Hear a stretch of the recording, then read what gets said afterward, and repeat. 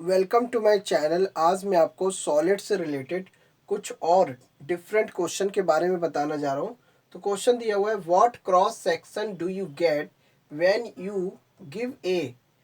मतलब कि कोई भी किसी भी शेप में, कोई सॉलिड शेप्स है, अगर उस सॉलिड शेप्स का हमें क्रॉस सेक्शन करना हो, तब हमें क्रॉस सेक्शन करने करने के बाद वो चीज़ हमें क्या प्राप्त होगा।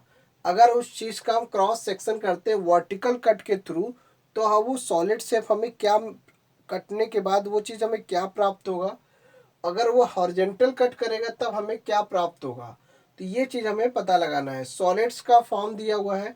पहला ब्रिक्स दिया हुआ है। ब्रिक्स मतलब कोई एक ईटा है, ईटा, जिसका हमें क्रॉस सेक्शन करना है। क्रॉस सेक्शन दो तरीके से करना है, एक वर्टिकल कट और एक हॉरिजेंटल कट होता है। और यहाँ पे राउंड एप्पल दिया हुआ है और एक डाई दिया है। डाई मतलब क्या, एक लूडो का एक पासा होता है, उसको हमें कट करना है वर्टिकल के फॉर्म में और हॉरिजेंटल कट के फॉर्म में। एक सर्कुलर पाइप दिया है, उसका हमें वर्टिकल कट निकालना है, हॉरिजेंटल कट निकालना है। और एक आइसक्रीम का कोन दिया है, उसका वर्टिकल कट और हॉरिजेंटल कट निकालना है। यदि आपको इन इन पांचों के शेप के बारे में बड़े अच्छे से पता है, यदि उसका हमें कट करना है तो हमें क्या प्राप्त होगा। फॉर एग्जाम्पल मान लेते हैं कि ए वाले में ब्रिक्स दिया हुआ है। ब्रिक्स इस तरीके से मान लेते, ऐसे दिया हुआ है, इस तरीके से ब्रिक्स आपका दिया हुआ है। अब मान के चलिए ब्रिक्स अगर दिया हुआ है, यदि ब्रिक्स का वर्टिकल कट करते हैं तो वर्टिकल कट कैसे होगा, इस तरीके से। ये इस तरीके से वर्टिकल कट है। और अगर ब्रिक्स को खड़ा करके, मतलब कि ब्रिक्स अगर है, अब अगर ब्रिक्स का अगर खड़ा कर दिया जाए, तो खड़े होने की कंडीशन में इसकी जो कटिंग होगी वो इस तरीके से हो जाएगी। जब कटिंग हो जाएगी तो कहने का मतलब है, जब ब्रिक्स का अगर हमें ब्रिक्स को खड़ा कर दें, खड़ा करने के बाद उसकी कटिंग करें, तो हमें रेक्टेंगल प्राप्त होगा।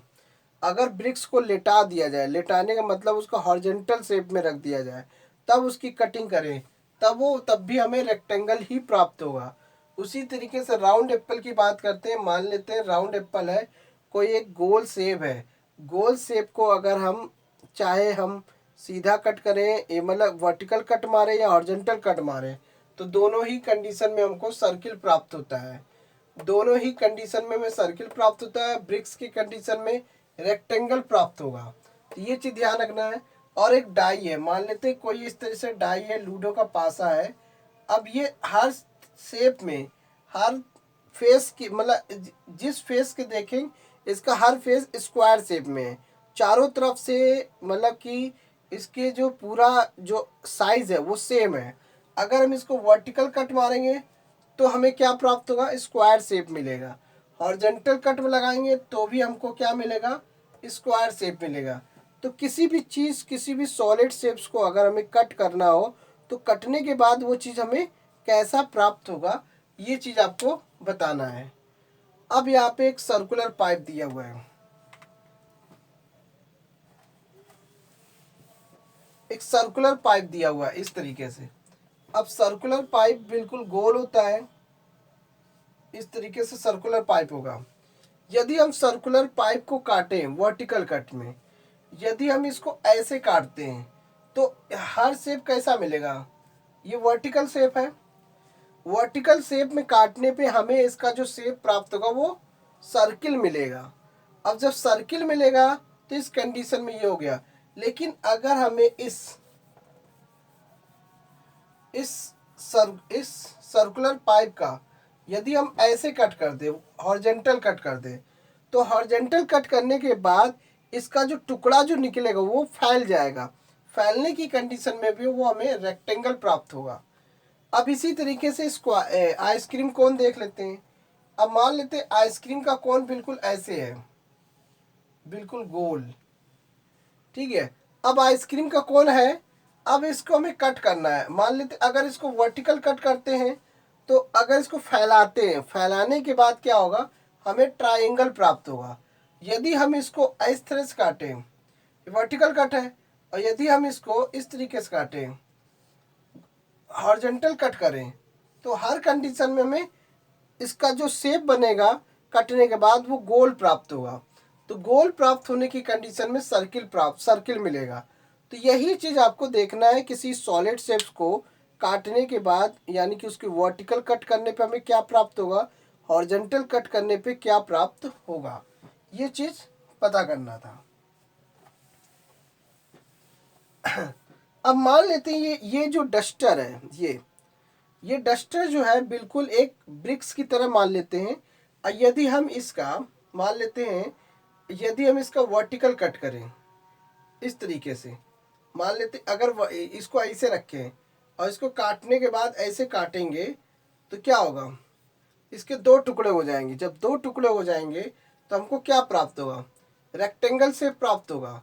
लेकिन अगर हम इसको ऐसे कर दिए और इसको हॉरिजॉन्टल शेप में रख के तब कटिंग करें, तब भी हमें रेक्टेंगल शेप ही प्राप्त होगा। तो दोनों ही कंडीशन में रेक्टेंगल प्राप्त हो रहा है। और किसी गोल चीज़ को ले लेते हैं, जैसे एक क्रिकेट की बॉल ले लेते हैं।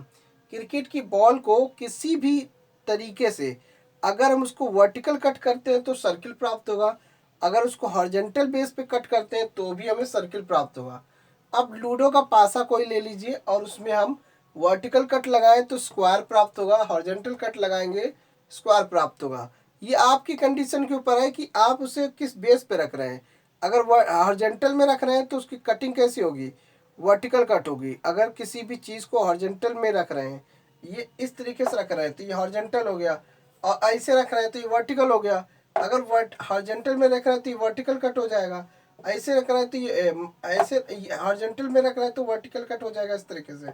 और जब इसको ऐसे रखेंगे तो इस तरीके से हॉरिजॉन्टल में, और वर्टिकल में रखेंगे तो हॉरिजॉन्टल बेस पे ऐसे हो जाएगा।